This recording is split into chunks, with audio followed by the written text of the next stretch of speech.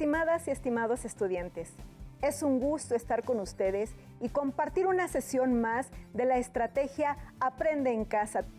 Soy la maestra María Columba Santa Cruz Rodríguez y como ya se habrán dado cuenta, imparto la asignatura Formación Cívica y Ética en primer grado de secundaria. Nos acompaña en esta sesión titulada Normas y Leyes para los Aldeanos del Mundo el maestro Efraín Domínguez Hernández. Es un gusto estar de nuevo con ustedes y compartir la sesión contigo, Mari. La pandemia no ha terminado. Por ello es importante recordar las medidas para evitar el contagio por COVID-19. Laven con frecuencia sus manos con agua y jabón, conserven la sana distancia, usen de manera correcta el cubrebocas y en caso de ser necesario, tosan o estornuden en la parte interna del codo. Continúen en casa, pues así se protegen. El objetivo en esta ocasión es explicar el papel que juegan los organismos internacionales en la defensa y exigencia de la aplicación justa de las normas y leyes, sobre todo con respecto a los derechos humanos. Les sugerimos elaborar un cartel para dar información sobre el tema. Pueden anotar ideas para el encabezado, el cuerpo y el pie conforme vaya transcurriendo la sesión. Esperamos que esta sea muy productiva y aprendamos juntas y juntos. Además de su libro de texto, tengan a la mano un cuaderno y un bolígrafo para anotar las ideas principales, así como las preguntas y reflexiones que surjan en el desarrollo de la sesión. También preparen el material con el cual puedan elaborar su cartel, papel reciclado, ilustraciones o recortes, colores, plumones, etc. Las alumnas y los alumnos con discapacidad visual alisten su material, regleta, punzón y hojas Leyer. ¿Listas y listos? ¡Comenzamos! Una de mis alumnas, Daniela Moreno, leyó una nota que la dejó muy inquieta. Pues, ¿qué informaba la nota, Mari? Les invito a leerla y escucharla con atención. Qué gusto saludarte, Daniela. ¿Cómo estás? Dime, ¿en qué te puedo apoyar? Maestra, tengo una inquietud sobre una noticia que sucedió en la Ciudad de México que dice: la Comisión Nacional de los Derechos Humanos denunció el jueves que agentes de migración y miembros de la Guardia Nacional de México violaron los derechos de los migrantes de una caravana a la que se impidió el paso en enero en la frontera con Guatemala. El uso de piedras, porras, escudos y uso excesivo de la fuerza contra los migrantes. A la Guardia Nacional debe adiestrársele en el respeto a los derechos humanos y a los migrantes afectados compensárseles como víctimas. El incidente ocurrió a finales de enero durante el último intento de migrantes centroamericanos en gran escala de formar una caravana para llegar a los Estados Unidos. Los migrantes, principalmente hondureños, intentaron cruzar el río Suchiate desde Guatemala, pero se toparon con la línea de elementos de la Guardia Nacional y agentes de migración en el margen mexicano del río. Algunos de los migrantes forcejearon, mientras otros lograron escurrirse a través de la línea de la fuerza del orden y se pusieron a caminar por una carretera rural, aunque la mayoría fueron detenidos el mismo día. Mi pregunta es: ¿por qué personas e instituciones que se suponen nos defienden no dan garantía a nuestros derechos? ¿Los derechos humanos solo corresponden al Estado mexicano o intervienen otros países? No cabe duda de que la nota es inquietante, pues afecta a un gran número de personas. Según la Oficina del Alto Comisionado de la ONU, en 2020 había más de 250 millones de migrantes en todo el planeta.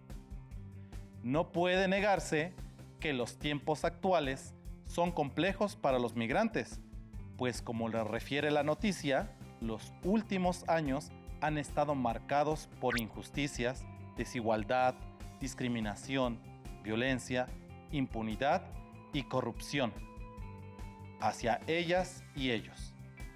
Sí, la situación es más que alarmante, porque las y los migrantes, como todas y todos nosotros, son personas con derechos y no les están siendo respetados. Una persona migrante tiene derecho a la libertad de tránsito, a la seguridad jurídica, a la no discriminación, a no ser criminalizada, en fin, a ser tratada con dignidad y que se respeten sus derechos. Aunque la noticia es acerca de la condición de las y los migrantes centroamericanos, en México situaciones como las descritas se viven también en Estados Unidos, Alemania, Rusia y Arabia Saudita, entre otros países. Al oírte me surgen algunas inquietudes. ¿Quién debe velar por los derechos de las y los migrantes? ¿Los países que los reciben o los de origen? ¿Ambos o alguien más? Es más, ¿quién vela por un trato justo para ellas y ellos? En principio, quienes deberían velar por la aplicación justa de leyes y normas establecidas en cada país es el Estado, quien debe vigilar que sean cumplidas por sus connacionales y los grupos migrantes. Pero también existen organismos internacionales que vigilan que las leyes y normas no atenten contra los derechos de las personas. Estas organizaciones, asociaciones o grupos se han constituido para garantizar el respeto a los derechos humanos, el cuidado del planeta y favorecer la paz, entre otros temas. Los organismos internacionales están estructurados independientemente de los gobiernos de las naciones y representan los intereses de la humanidad. Estas instituciones pueden ser mediadoras en los conflictos, pero ¿tienen capacidad jurídica para actuar en los países?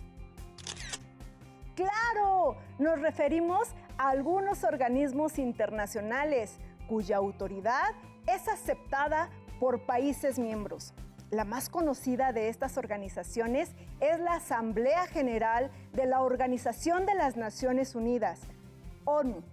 La Asamblea está integrada por representantes de cada estado, miembro de la ONU, y desde su fundación ha procurado establecer una serie de leyes que norman la actuación de sus miembros en materia de derechos humanos, medio ambiente, regulación laboral, terrorismo y tráfico de drogas, entre otros asuntos. En síntesis, este organismo procura que haya un marco de leyes y acuerdos para la convivencia internacional.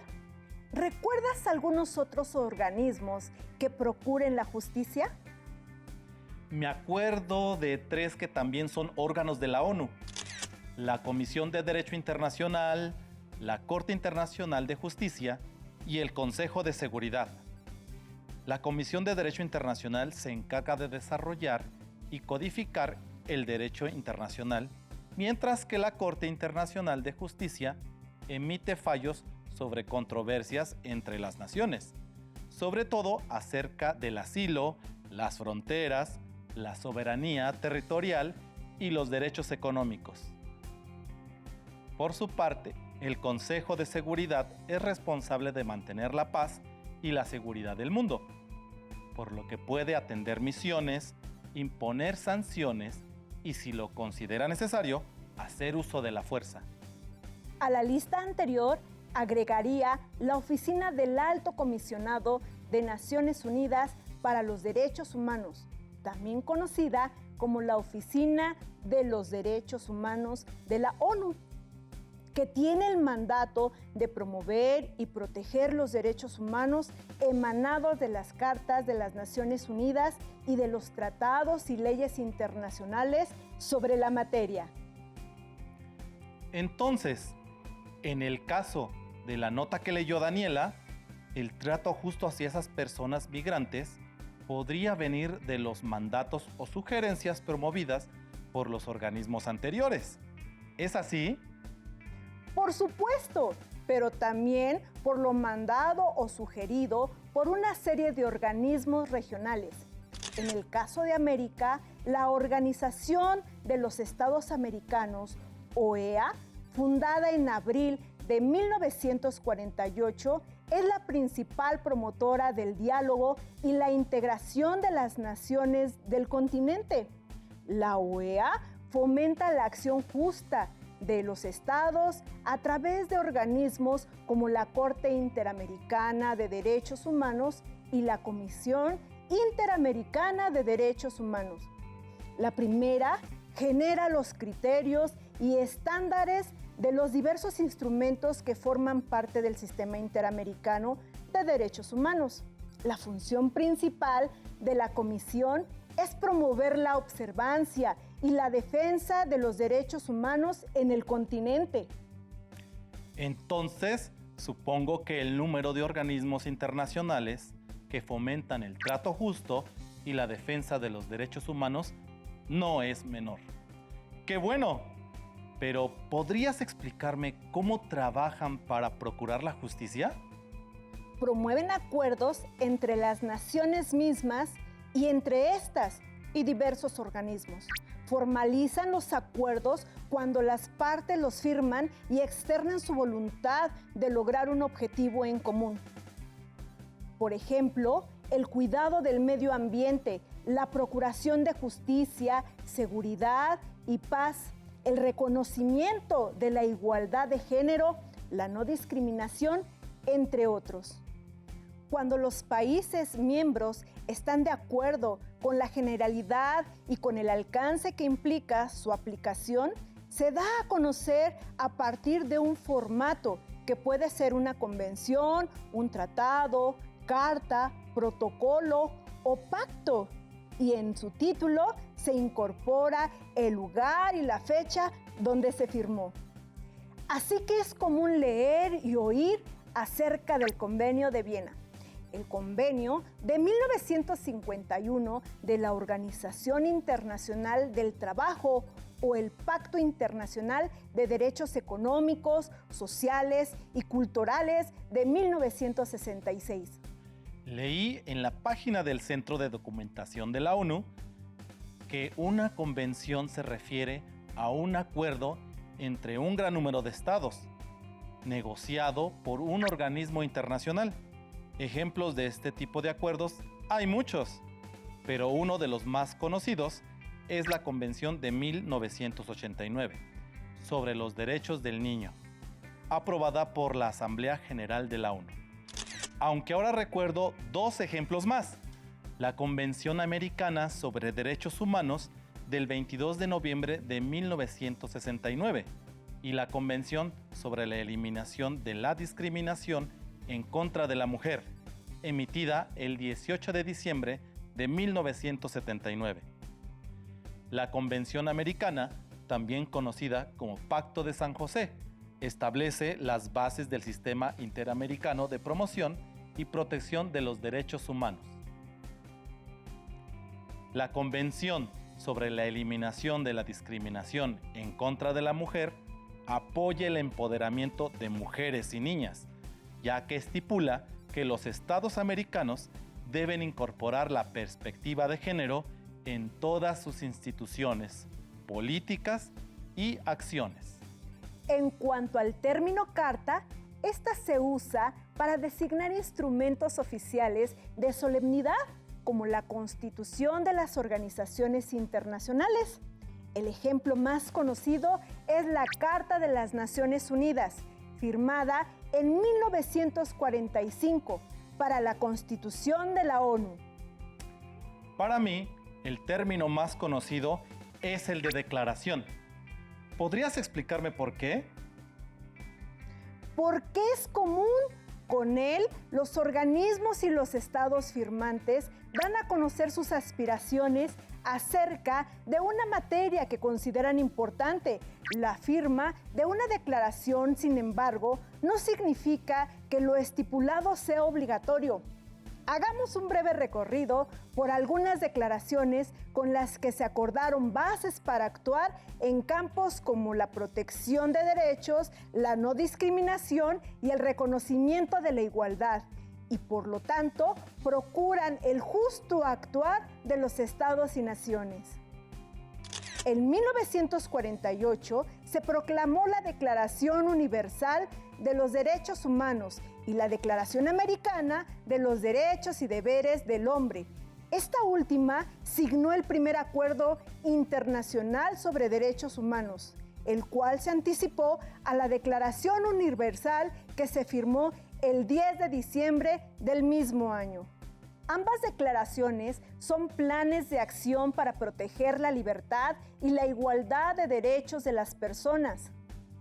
Seguro que las recordaron.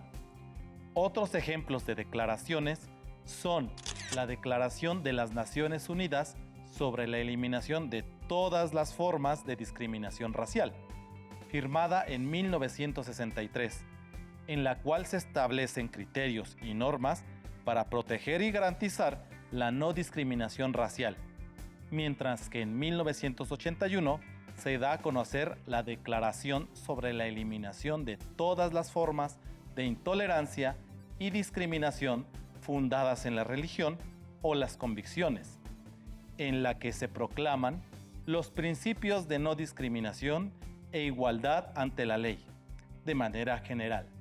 Nuestro país, como lo hacen muchos otros, se compromete a actuar con base en los criterios señalados en convenciones, declaraciones y pactos al firmar y ratificar su contenido. Así, al firmar el protocolo adicional a la Convención Americana sobre Derechos Humanos, declara estar de acuerdo en reconocer los derechos económicos, sociales, culturales, ahí consignados. Además de los organismos mencionados, ¿existen otros grupos que promuevan el trato justo a las personas y el respeto a los derechos humanos a nivel internacional? Sí, existe un gran número de organizaciones no gubernamentales que actúa desde la sociedad civil para promover los derechos y la aplicación justa de leyes y acuerdos. Probablemente hayan escuchado noticias sobre Amnistía Internacional, el Instituto Interamericano de Derechos Humanos o el Human Rights Watch. Pero hay muchas más. Ha sido mucha la información expuesta hasta ahora. Me queda claro que son muchos y variados los organismos internacionales que trabajan para promover la defensa y aplicación justa de leyes y normas con relación a los derechos humanos. ¿Podrías ejemplificar la manera cómo se haría esa promoción y aplicación de leyes y normas en casos concretos? ¿Te gustan los relatos? A mí me encanta porque me ayudan a reflexionar acerca de la vida cotidiana, como el respeto a la dignidad humana y a la promoción de la aplicación de las leyes. Les invito a escuchar Solo dos niños, de Marisa Alonso Santamaría, en la voz de Miguel Barreiro Tello, un cuentacuentos de gran trayectoria. Disfruten del relato y al escucharlo reflexionen cómo podrían actuar los organismos internacionales en la problemática expuesta. Soy Miguel Barreiro y te voy a contar el cuento Solo dos niños, de Marisa Alonso Santamaría. Es un cuento corto que habla de los derechos fundamentales de los niños. Villa Poder y Villa Querer eran dos localidades, una al lado de la otra, separadas por el parque entre dos villas. Las dos tenían los mismos paisajes. El parque era un lugar de encuentro. Tenía una gran arboleda y una zona con columpios donde iban los niños a jugar. Marcos y Gabriel tenían 10 años y físicamente eran muy parecidos. Ojos oscuros, pelo castaño y cara pecosa. Precisamente en el parque entre dos villas fue donde se conocieron los dos pequeños y donde empezaron a quedar para jugar por las tardes. Marcos vivía en Villa Poder. El primer día fue a jugar con su nuevo amigo cuando salió del colegio. «Hola, Gabriel, ¿qué tal hoy en la escuela?», le preguntó nada más llegar. «¿En la escuela? Yo nunca voy a la escuela. Trabajo para ayudar a mis padres», contestó. Los niños no trabajan. Tienes que ir a la escuela, exclamó Marcos con los ojos abiertos como platos. Y enseguida empezaron a jugar olvidándose de todo. Llegó el cumpleaños de Marcos. Lo celebró con sus amigos del colegio. Sus padres hicieron un rico pastel de chocolate y pusieron globos y piñatas por todo el jardín. Y le regalaron una bicicleta. Al día siguiente, Marcos fue al parque con su bicicleta nueva y un trozo de pastel envuelto en papel. ¡Qué rica!, exclamó Gabriel. ¡Ay! ¡Qué rico está!, mientras devoraba el pastel. ¿Quieres dar una vuelta en mi bicicleta? Me la regalaron ayer por mi cumpleaños. Yo nunca he tenido una bicicleta. En mi casa no tienen dinero para comprarme una. Apenas nos alcanza para comer, le contó a Marcos. Gabriel dio una vuelta feliz, pensando por un momento que era suya la bicicleta, y continuaron jugando y olvidándose de todo. Una noche hizo mucho frío. Marcos tomó un vaso de leche calientita, se metió en la cama bien abrigado y durmió plácidamente. Gabriel esa misma noche la pasó tiritando de frío, abrigado por el calor del cuerpo de su madre y su hermano pequeño, y 2 mantas rotas. «Hola, Gabriel», saludó Marcos al llegar. «Hola», contestó su amigo mientras sufría un fuerte ataque de tos.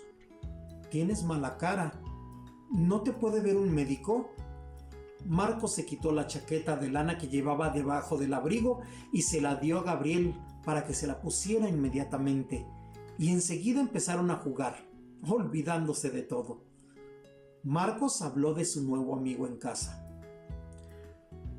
«Gabriel pasa hambre, pasa frío. Los niños tienen que ir a la escuela, los niños no pueden trabajar», repetía una y otra vez a sus padres sin entender nada. Esa tarde, los padres de Marcos prepararon una cesta de comida para Gabriel, pero precisamente ese día el niño no fue a jugar. A los 10 días Gabriel apareció en el parque. Se le veía más delgado, tenía ojeras, pero al ver a su amigo sonrió. «¿Qué te ha pasado? Te he echado mucho de menos», le dijo Marcos corriendo a su encuentro. «He estado muy enfermo». «Ya me encuentro mucho mejor», contestó, y enseguida empezaron a jugar, olvidándose de todo. «Los dos somos muy parecidos», dijo Marcos de repente. «¿Por qué si somos iguales? Nuestras vidas no lo son».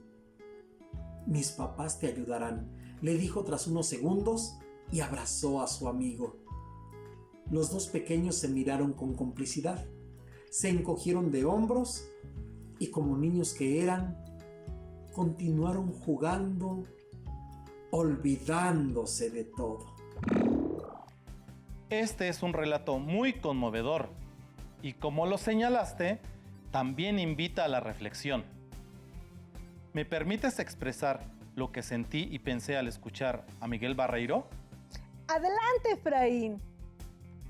Me siento triste ante la situación de desigualdad entre los amigos, y sé que pueden darse en México y muchos otros países del mundo.